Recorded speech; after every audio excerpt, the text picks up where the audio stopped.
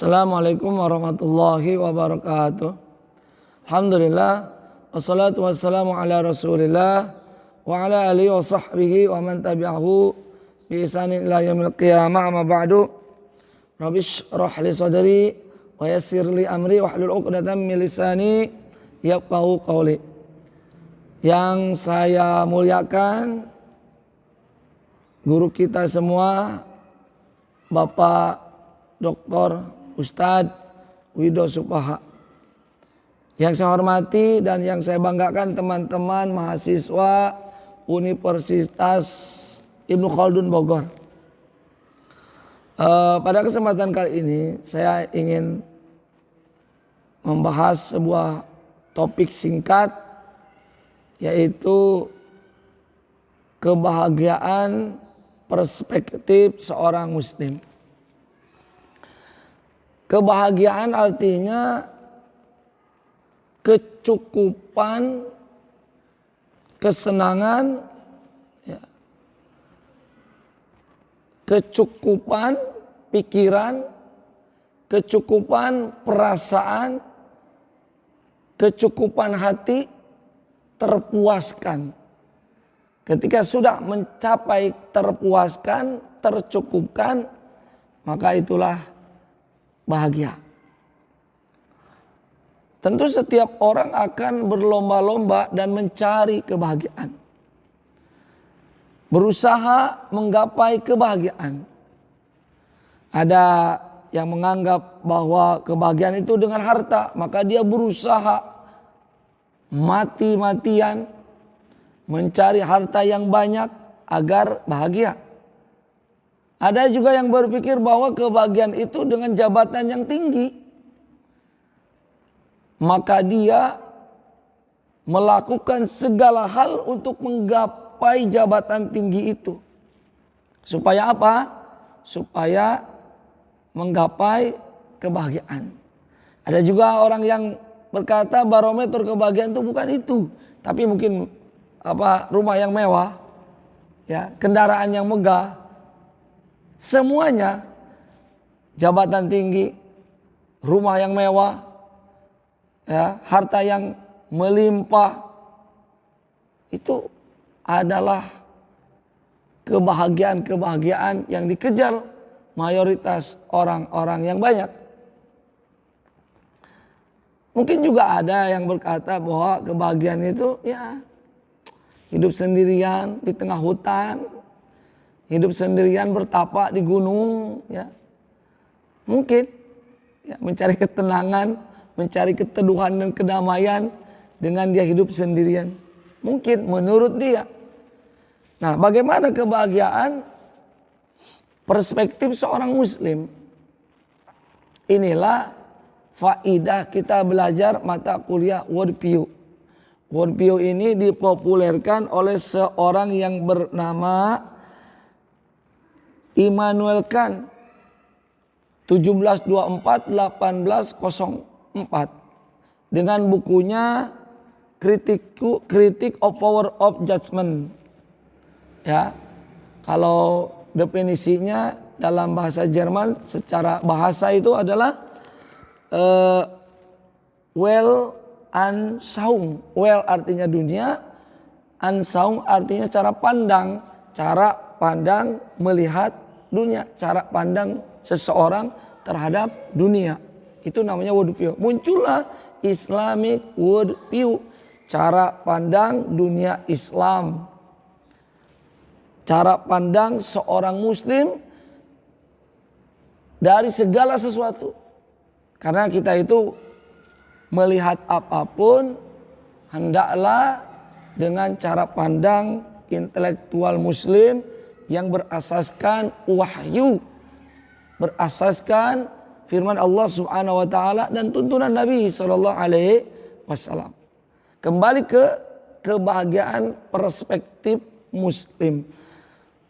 Seorang muslim akan melihat dan akan memiliki paradigma itu bersumber dari firman Allah Subhanahu wa taala.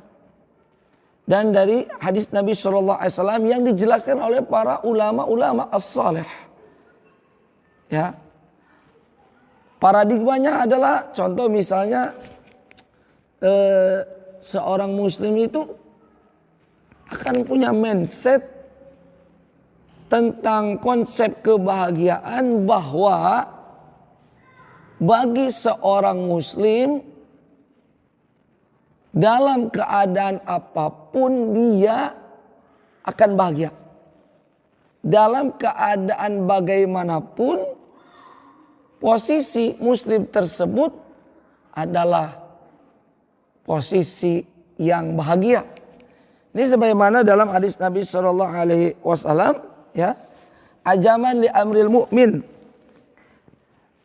Sungguh menakjubkan keadaan seorang mukmin. Inna amrahu kullu khair wa laisa dzalika li ahadin illa lil mu'min. Keadaan seorang mukmin seluruhnya adalah baik karena dia seorang mukmin. In asabathu sarra syakara fakana khairul lah. Apabila dia mendapatkan kesenangan, dia akan bersyukur. Maka itulah kebaikan, itulah kebahagiaan. La in syakartum la azidannakum wa la in kafartum inna azabi lasyadid. Ibrahim ayat 7. Mendapatkan kebaikan, mendapatkan kesenangan, mendapatkan kemakmuran, dia sikapi dengan bersyukur. Dan itulah kebahagiaan bagi seorang mukmin. Dia bisa berbagi, dia bisa memberikan manfaat kepada orang banyak. Ya, khairun nas anfa'uhum linnas. Sebaik-baiknya manusia adalah orang yang bermanfaat. Dia bisa membantu memberikan beasiswa kepada orang yang tidak mampu dan memang layak. Dia bisa membangun sarana ibadah. Ketika dihadapkan dengan situasi yang menyenangkan, dia tidak lupa kepada Allah Subhanahu wa taala. Dia mensyukurinya, dia berbagi. Fakana khairul lahu. Wa in asabathu dharra sabara fakana khairul lahu. Dan apabila dia terjatuh, mendapatkan kesulitan, kesengsaraan, ya, musibah, sobaro, dia bersabar. Masya Allah, kita dapati begitu banyak dalil-dalil sabar. Ya, bahkan Imam Nawawi rahimahullah taala di dalam kitab Riyadhus Shalihin ada satu bab namanya babus sobri. Ayatnya banyak sekali. Ya, ya ayyuhalladzina amanus biru wasabiru warabitu. Kemudian dalam hadis Nabi SAW, man yuridillah bihi khairan yusibhu minhu. Barang siapa yang Allah inginkan kebaikan, Allah akan mengujinya. Ya. Ini kan mindset seorang mukmin ketika datang kesulitan, dia berkata, aha, ini kesempatan saya bersabar. Aha, saya dapat pahala. Sip, senang dia. Tidak ada, aduh, sakit, aduh, bangkrut, aduh, susah, aduh, miskin. Tidak.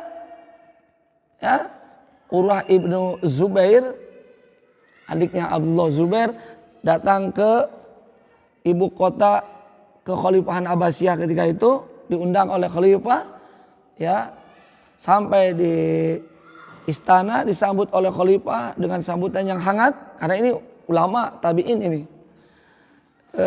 Ketika sampai di kerajaan kekhalifahan, Urwah ibnu Zubair ini membawa seorang putranya. Putranya berjalan-jalan melihat-lihat kuda-kuda khalifah. Qadarullah, dadanya ditendang oleh kuda, meninggal dunia. Pengawal kerajaan bingung bagaimana menceritakan, memberikan kabar kepada Urwah. Khawatir Urwah ini bersedih hati. Ya. Namun akhirnya Urwah mengetahui apakah dia bersedih? Tidak. Apa yang keluar dari mulutnya? Ini luar biasa. Alhamdulillah, segala puji bagi Allah Subhanahu wa taala yang mengambil satu anakku dan menyisakan 3 anakku. Ini luar biasa ini. Setelah itu sakit Urwah ibnu Zubair dan kata tabib bahwa kakinya harus diamputasi. Apa yang dikatakan lagi oleh Urwah ibnu Zubair, alhamdulillah Allah masih menyisakan 2 tangan dan 1 kaki untukku. Diamputasi, dipotong kakinya 1. Inilah kesabaran tingkat tinggi, ya. Kesabaran tingkat tinggi. Allah Akbar, ya. Sabar dalam ibadah, sabar dalam menghadapi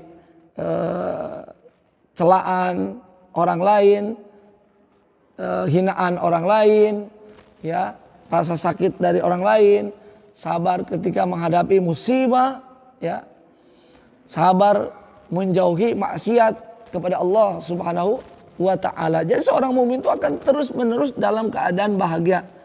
Wala yabluwannakum bisyai'in minal khaufi wal ju'i wa naqsin minal amwali wal anfusi wath thamarat wa basyirus sabirin alladzina idza asabatuhum musibah qalu inna lillahi wa inna ilaihi raji'un ulaika alaihim salawatum min rabbihim wa ulaika humul muflihun. Ini kan paradigma yang bersumber dari wahyu sehingga memiliki paradigma yang kuat. Karena asasnya, tuntunannya jelas. Kalau seperti itu jadinya apa yang ada dalam hati, walaupun kata orang miskin, walaupun kata orang susah, tapi kebahagiaan itu bukan di kata orang, ya. Kebahagiaan itu bukan di harta, jabatan, mobil mewah. Kebahagiaan itu ada di dalam hati yang Allah Subhanahu wa Ta'ala hembuskan, yang Allah Subhanahu wa Ta'ala simpan. Dan itu tidak bisa didapatkan kecuali orang yang memiliki Islamic worldview, paradigma keislaman yang berdasarkan wahyu tadi. Begitu teman-teman yang dirahmati Allah Subhanahu wa Ta'ala. Jadi kebahagiaan bagi seorang muslim itu, yang pertama, apapun kita bahagia. Kalau kita seorang muslim, seorang mukmin, ya. Di dalam surat Al-Mu'minun saya tambahkan lagi ayat 1 sampai 11 itu jelas. Qad aflahal mu'minun. Sungguh pakai qad pula, ya. Pakai fil madhi pula, ya. Sungguh telah bahagia orang beriman. Terus sampai ayat 11, ya. Beriman kepada Allah Subhanahu wa Ta'ala, walladzina hum fi sholatim khashi'un, salatnya khusyuk.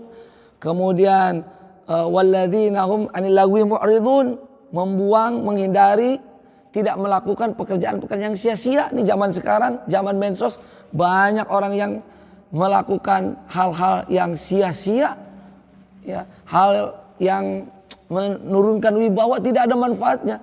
Kemudian walladzina hum li zakati fa'ilun, bayar zakat, ya. Kemudian walladzina hum li furujim hafidun, menjaga kemaluannya, kehormatannya.